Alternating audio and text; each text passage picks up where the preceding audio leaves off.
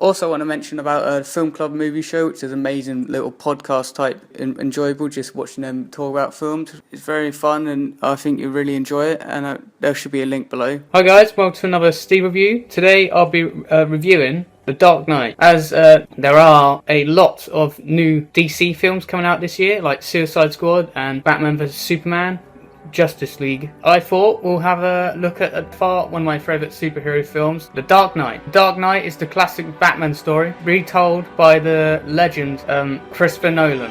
I like how Christopher Nolan just goes clear into every single sequence, just shows clear a sense of compassion for everything Batman. Christopher Nolan, unlike other directors who have encountered Batman before, he actually made two good Batman films and be allowed to make another film on top of that, unlike other directors Joel Schumacher and Tim Burton. Well, what's The Dark Knight about? It's a very psychological fight between Batman and Joker. I'm not going to spoil the story for those who haven't seen Batman Dark Knight yet, because I believe it's such a complex story, so much subplots going past, so much foreshadowing, and just it's amazing. If you haven't seen it, I would honestly say go and watch it, because it is, I would say it's probably the best DC film. Dark Knight is starring Christian Bale as Batman, Heath Ledger as Joker, Alfred is played by Michael Caine, Commissioner Gordon is played by the talented Gary Oldman. They all bring in very stellar